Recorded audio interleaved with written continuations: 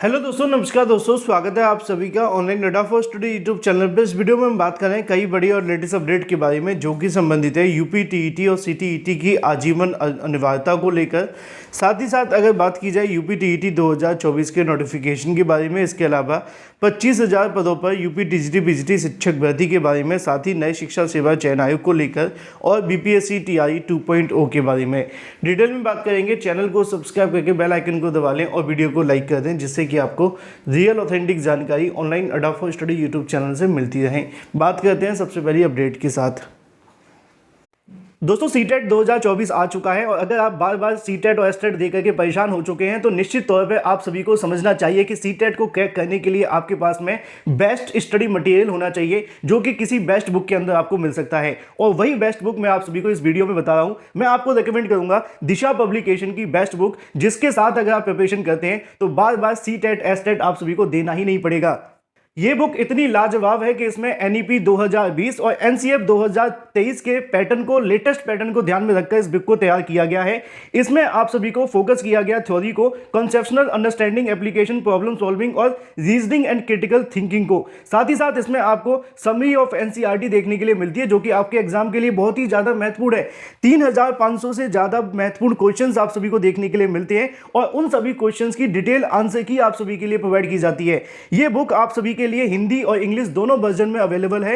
और इतना ही नहीं, हिंदी इंग्लिश के साथ आप सभी को इसमें मिलते हैं 5 मॉडल पेपर, जो कि आपके एग्जाम के लिए मोस्ट एक्सपेक्टेड क्वेश्चंस भी हैं और साथ ही साथ प्रीवियस ईयर क्वेश्चंस भी। तो देर किस बात की, अभी परचेस करिए, लिंक वीडियो की डिस्क्रिप्शन में है, क्योंकि ये बुक आपके मास्टर बनने के सपने को पूरा कर सकती है। तो अभी परचेस करें, लिंक वीडियो की डिस्क्रिप्शन।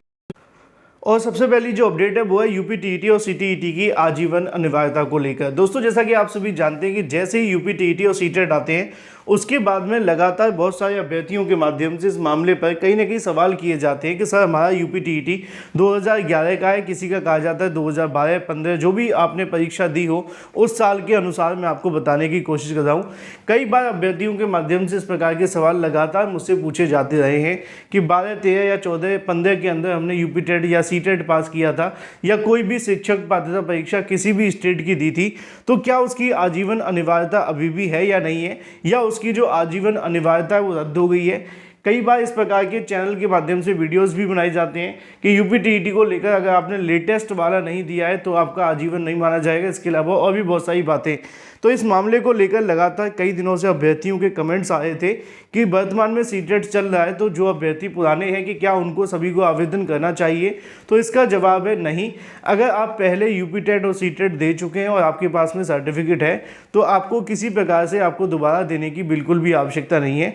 ये पूरे तरीके से आजीवन मान्य है और इस परीक्षा के आधार पर आप कभी भी आने वाली शिक्षक भर्ती, अगर आपको भविष्य में मौका मिले तो आप बैठ सकते हैं। ये मैंने इसलिए बोला क्योंकि शिक्षक भर्ती सरकार कब देगी इस बात की पुष्टि नहीं कर सकते, लेकिन हाँ, आपका ये यूपी टेट और सीटेट पूरे तरीके से आजीवन मान्य है। चाहे आपने किसी भी साल किया हो या आज से 10 साल पहले या 10 साल बाद भी करेंगे, तब भी ये टर्म एंड कंडीशंस लागू रहेंगी। तो इस बात को लेकर ज़्यादा परेशान और चिंतित ना होइए। बार बार अभ्यर्थी इस मामले में कमेंट कर रहे थे, मैंने क्लियर कर दिया है। इसी के साथ अगर बात कर ली जाए अपनी अगली अपडेट के बारे में, जो कि संबंधित है यूपी टीईटी 2024 के विज्ञापन के बारे में। यूपी टीईटी 2024 के विज्ञापन को लेकर पिछले कई दिनों से अभ्यर्थियों के माध्यम से पूछा जा रहा था कि सर अब तो नया शिक्षा सेवा चयन आयोग के जो सदस्य काम करना शुरू कर चुके हैं और ऐसे में अब आगे की अपडेट क्या है। अगर बात की जाए आगे की अपडेट के बारे में, तो नए शिक्षा सेवा चयन आयोग के जो अध्यक्ष हैं वो भी यहाँ बना दिए गए हैं। ये आज ही की न्यूज़ है, जैसा कि आप सभी को देखने के लिए मिलेगा। प्रमुख सचिव को उच्च शिक्षा का कार्यवाहक अध्यक्ष बना दिया गया है। उत्तर प्रदेश शिक्षा सेवा चयन आयोग के नियमित अध्यक्ष की नियुक्ति होने तक प्रमुख सचिव उच्च शिक्षा MP अग्रवाल को कार्यवाहक अध्यक्ष की जिम्मेदारी दी गई है। यहाँ पे आप सभी को जानकारी आज ही की देखने के लिए मिलेगी। 22 मार्च 2024 दोपहर 12 बजे उत्तर प्रदेश शिक्षा सेवा चयन आयोग के जो नियमित अध्यक्ष की नियुक्ति होने तक प्रमुख सचिव उच्च शिक्षा MP अग्रवाल को कार्यवाहक अध्यक्ष की जिम्मेदारी दी गई है। विशेष सचिव गिरिजेश कुमार त्यागी के माध्यम से 20 मार्च को पत्र जारी करके अनुसार आयोग के कार्यों को सुचारू रूप से संचालित करने के लिए प्रमुख सचिव को कार्यवाहक अध्यक्ष के रूप में नामित किया गया है। गौरतलब है कि आयोग के नवनियुक्त 12 सदस्यों में से 15 मार्च को लखनऊ में कार्यभार ग्रहण किया था। उस दिन सदस्यों की बैठक में प्रमुख सचिव भी कहीं ना कहीं इस मामले पर बैठक किए थे और इस मुद्दे को लेकर उच्च शिक्षा एमपी अग्रवाल ने सभी सदस्यों से लंबित भर्तियों की प्रक्रिया शुरू करने को लेकर निर्देश दिए थे। उसके बाद 18 मार्च को 3 सदस्य राम सुचित, केसी वर्मा, डॉक्टर विनोद कुमार सिंह, जबकि बुधवार को आरपी सिंह और डॉक्टर सीमा साक्य, इसके अलावा और भी जो कहीं ना कहीं सदस्य हैं, उनके माध्यम से आयोग में कामकाज संभाल लिया गया था। अन्य सदस्यों को इसी महीने कामकाज संभाले जाने की उम्मीद है। आयोग के सचिव और परीक्षा नियंत्रक समेत अन्य पदों पर प्रतिनियुक्ति पर तैनाती के लिए जल्द पत्र जारी हो जाएगा। माना जा रहा है कि निर्वाचन आयोग की अनुमति लेकर उनकी भी जल्द तैनाती कर दी जाएगी।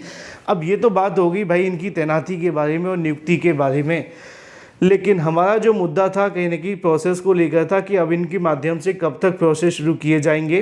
देखो, जैसे कि उनको नियुक्ति के लिए मांग की जा रही है या फिर जैसे कि नियुक्ति प्रोसेस को लेकर चुनाव आयोग से परमिशन ली जा रही है, ऐसे ही चुनाव आयोग से परमिशन लेकर शिक्षक भर्ती या यूपीटीईटी से संबंधित प्रोसेस शुरू किए जा सकते हैं।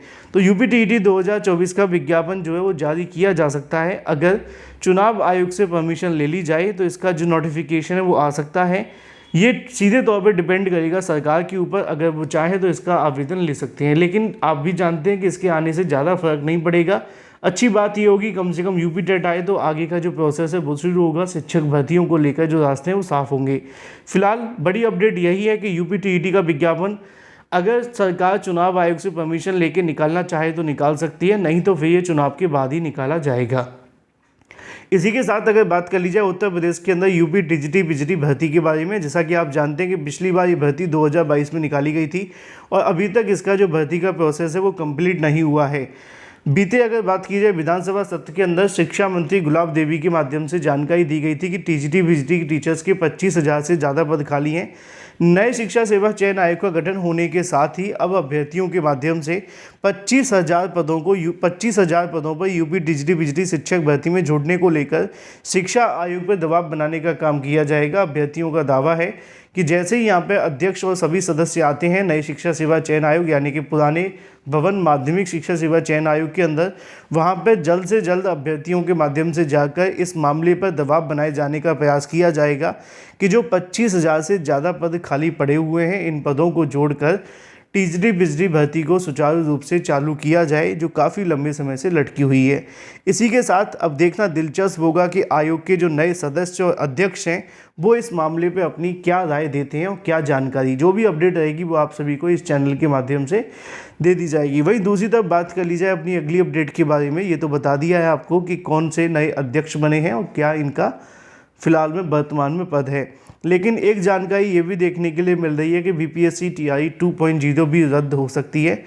भाई बिहार में सत्ता परिवर्तन होने के साथ ही बहुत सारी चीज़ों में परिवर्तन देखा जा रहा है। अब ये परिवर्तन भी देखा जा रहा है कि बीपीएससी ने पहले 1-2 परीक्षाएं तो बहुत आसानी से करा ली, लेकिन तीसरी कराने में उनको बड़ा झटका मिला और अब वो झटके कहीं ना कहीं दूसरी परीक्षा की तरफ भी जा रहे हैं। अब देखना काफ़ी महत्वपूर्ण होगा कि क्या बीपीएससी टीआई 2.0 भी रद्द होती है या नहीं, क्योंकि इसके अंदर भी बहुत सारे विवाद आपने सभी ने देखे ही थे। कभी भाषा की अनिवार्यता को हटाया तो कभी ख़त्म कर दिया। Thank you for watching this video.